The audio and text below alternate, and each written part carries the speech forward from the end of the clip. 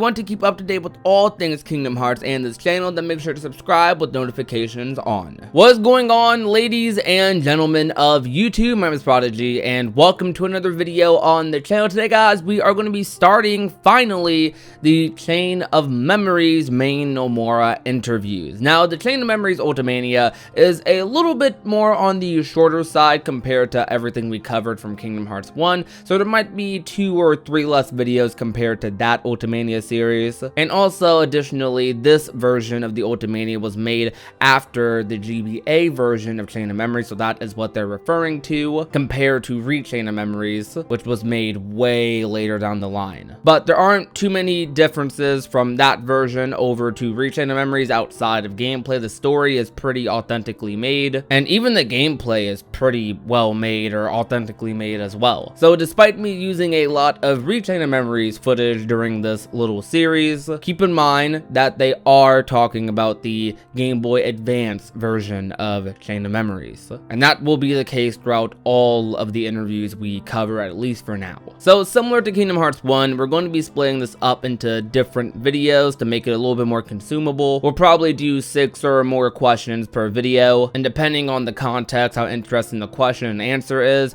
we'll pause and talk about it as we've done last time. But hopefully you guys enjoy this one. I just got done streaming Chain of Memories. Actually, it was a really fun time. If you guys do want to go ahead and look at the archive of that footage, there will be an unlisted playlist that you can view at the end card of this video, or I might decide to put it in the top right, who knows. A matter of fact, I'll link it down below in the description exclusively for people who are willing to watch this series. Otherwise, it will just remain unlisted forever. However, though, let's get right into this. At the end of the previous installment, Kingdom Hearts, there was a secret movie that was to bring light on what the sequels could be like. When you made those sequences, did you already have in mind what Calm in Kingdom Hearts 2 would be like? In a kind of vague way, yes. The most precise visions I had were those of Kingdom Hearts 2, as I already had decided that it would take place a year after Kingdom Hearts, that the atmosphere would be different in some ways. If I was to create a Kingdom Hearts 2, I wanted it to begin in the most intriguing way as it would be possible. I only began thinking about what happens in that year between in Calm much later. When we look at the project book, we can see that Kingdom Hearts Chain of Memories was originally called Kingdom Hearts Lost Memories, though for some we had to change the title. You'll notice it isn't that much different from the original. I thought that Chain of Memories had more style and it matched the general outline of the story too. Example, Sora relieving a succession of memories, a chain, and I personally liked it. What was the reason you decided to develop this installment for the Game Boy Advance? Soon after the release of the previous installment, I was told that I should make a Kingdom Hearts for Game Boy Advance, but at the time I was skeptical of the idea of seeing Kingdom Hearts in 2D, and I said, can't do it. Then as I began to think about what I could work on next, I began to hear, our kid wants to play Kingdom Hearts on Game Boy Advance a lot more frequently. That kind of real voice that was saying that kids want to play got me seriously considering it. So it was the voices of the children that moved you. Yes, that is when I began to elaborate on a gameplay system, visuals, and concept artwork, as well as a storyline to fill that 1-year story gap on the Game Boy Advance. Eventually, I began to think that KH in 2D really was manageable, but since it was still pretty vague, I came up with some systems that could adapt the Kingdom Hearts gameplay to the Game Boy Advance and asked for feedback on many members of the staff. Then I started getting, this can be done, can't it? And that is when the Calm project was really set in motion. Alright, so taking a breather right quick, that's quite a lot of information. It's very interesting that Kingdom Hearts Chain of Memories was originally going to be called Kingdom Hearts Lost Memories. Chain of Memories definitely fits a lot more, considering how much they dropped the name Chain of Memories, the title of the game, in that game. You can definitely understand why they went with Chain of Memories instead of Lost Memories. Additionally, Sora is losing memories in Chain of Memories. However, Lost Memories sort of, I guess, kind of implies that he doesn't get them back maybe, or that they're supposed to be memories that we don't know about per se. Well, rather they are memories we know about, except for the ones with Roxas and Twilight Town in the ending. A lot of his memories are just changed and different because of Nominee. While Chain of Memories is a lot more vague and it does sound cooler, like Nomura says, it has a lot more style to it. I'm also a little bit surprised, not gonna lie, that Nomura thought of Kingdom Hearts 2 for the most part before Chain of Memories came out. He already knew what he wanted to do with 2, and then after that he decided to go back and fill in that 1 year gap. So he knew there was a year gap, and he left that story like open to be told, but he hadn't thought of it yet. He thought of KH2 beforehand, so that means he already had Roxas thought out. He probably already did have the Nobody stuff thought out, but the year in between just wasn't there at all, which kind of makes sense when you're playing through the game, because they do explain quite a decent bit of things in Kingdom Hearts 2. I mean, in Chain of Memories, like, they allude to the Nobodies a lot, but they don't exactly explain what they are. They allude to the superior Xemnas a lot, but they don't tell you who he is. They allude to a connection between Naminé and Kairi, but don't exactly tell you what that connection is. Chain of Memories actually leaves you with a lot more questions than answers, and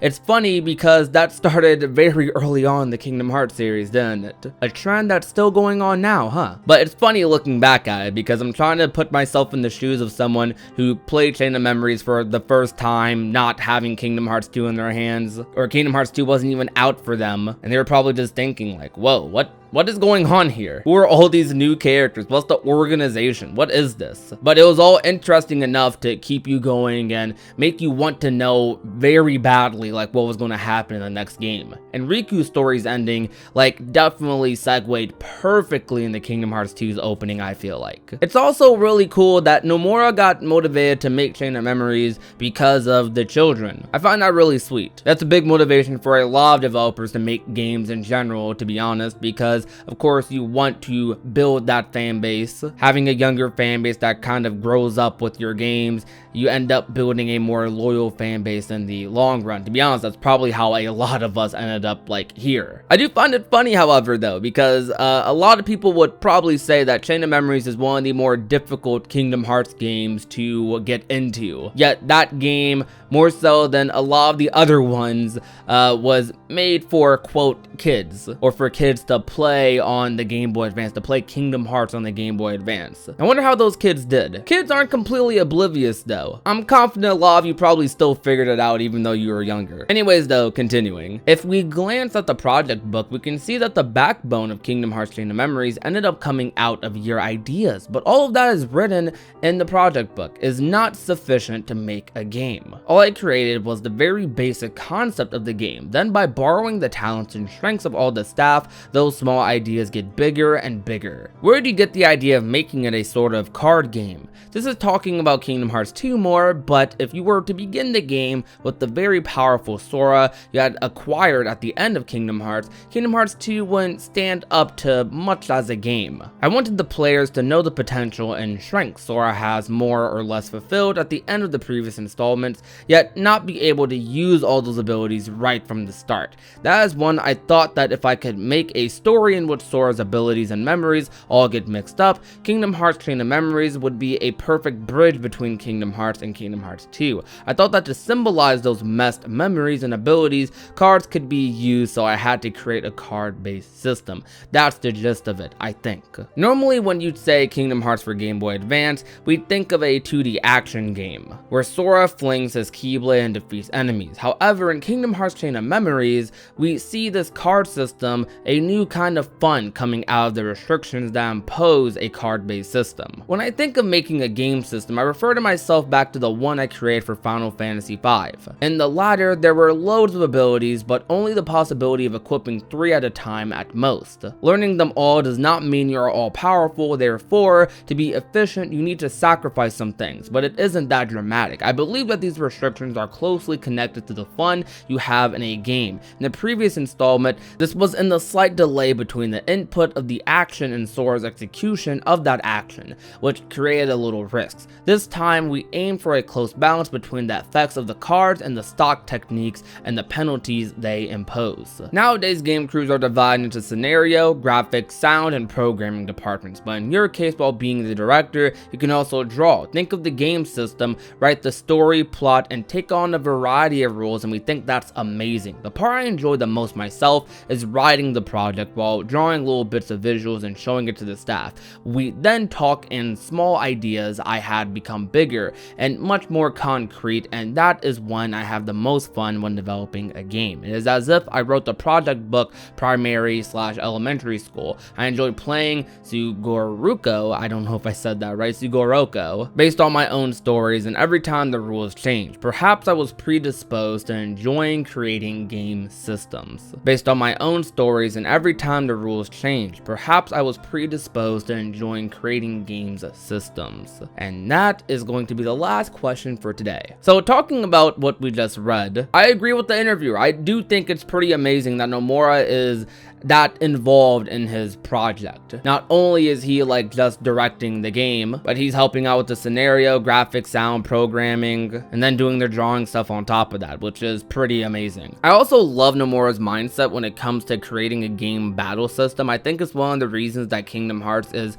definitely one of my favorite game battle systems in all of video games, really. He tries his absolute hardest to make it as immersive of an experience for the player, while also making it like not too easy as well, which definitely later on in the series I feel like they kind of went back on that mindset a little bit, or took a step back on that mindset, because certain games like Kingdom Hearts 3 were definitely way too easy right off the bat, at least for me personally, and balancing didn't seem to be the utmost priority. But despite those things, like each and every Kingdom Hearts game even nowadays still manages to be a crazy immersive battle experience, whether it's in its difficulty, whether it's in its flashiness, whether it's in how quick you can move from one enemy to the next, how many blocks and parries you can do in succession. The gameplay is always fun, and that is like the most important thing for me when it comes to any video games battle system, that I'm having fun. Not a lot of people are too keen on Kingdom Hearts Chain of Memories battle system,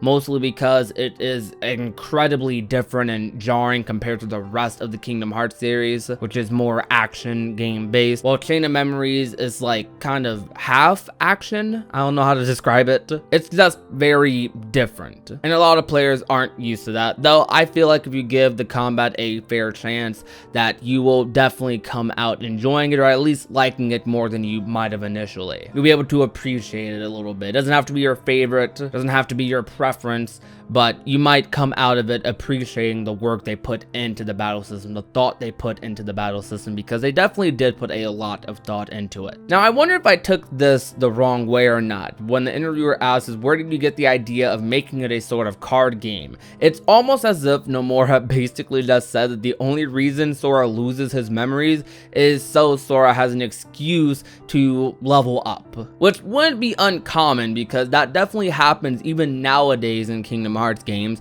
Like at the end of Dream Drop Distance, Sora had all of his abilities taken away from him, quote, so he could level up again in Kingdom Hearts 3. In Kingdom Hearts Dream Drop Distance, Sora was doing the Mark of Mastery exam and had a lot of his powers, abilities, and whatnot stripped away or watered down so that he could level up. He woke up again in Chain of Memories. You could even say that's a similar excuse for him leveling up in Kingdom Hearts 2. It's weird that Nomura has to give a canonical reason as to why Sora has to go through Disney Worlds and level up. I guess it's fine for continuity, and I appreciate that he goes out of his way to do that. However, personally, I feel like it doesn't matter. I mean, I feel like at the end of the day, it's a video game, and in a video game like this, like, it's okay for me to level up, I think. But I know not everyone thinks like that, and you might have some people complain like, oh, why am I not like level 99 when I was in Kingdom Hearts 1? Why don't I have all these abilities I had endgame in Kingdom Hearts 1 at the beginning of this game? Sometimes you just gotta let a video game be a video game, you know what I mean? But it's still very cool that Nomura like goes out of his way to do that. But also weird. Cool and weird. A little indifferent about it, but it's a little bit of both. Anyways though, that's gonna about do it for today's video though, guys. If you enjoyed, be sure to leave a like, share the video with a friend or a family member, and last but not least, if you have not already and want to become a part of the union, all you have to do is hit that red little subscribe button down below. My name is Prodigy, and I will talk to you guys soon. Peace out. Hey there, Outdoor Crew. So I'm here to announce that as of the day you're watching this video, I am very likely live right now playing Chrono Trigger. The first time I'm ever playing this game. I'm playing this game because I made a bet with my good friend Kingdom Ace, who some of you might know as Jordan the Analyst. I made a bet with him saying that if he watches an anime that I really love, Carol and Tuesday, that I will play through the entirety of Chrono Trigger on live stream. I am fulfilling that bet, so we are going to be live streaming Chrono Trigger, and I'm going to see how much I like it. So if you want to stick around for that, then please be sure to come out to the live streams and show your support. This is also going to be the start of a lot of variety live streams that I plan on doing on the channel. With 7 Remake, I really got inspired to stream more than just Kingdom Hearts on the channel, because a lot of people tend to ask me, do you only play Kingdom Hearts? Well, that's a mixed question, to be honest, but I definitely do play a lot more than Kingdom Hearts. If I'm not playing Kingdom Hearts, I'm usually playing a fighting game. I'm usually playing some other action game, mostly fighting games. My favorite genre, for those of you that don't know, isn't actually action RPG. It's actually platformers, so I play a lot of those as well. There's just a whole slew of video games that I love a lot. Not as much as Kingdom Hearts, but I also cherish them and hold them very close to my heart. And I would love to share some of those things with you guys. A lot of you do come out to the live streams already, do know that, but for those of you that don't, well, the more you know. Anyways though, right now I'm streaming Chrono Trigger, and if I'm not streaming it right now because you're watching this video like a year later, then this might be pretty awkward.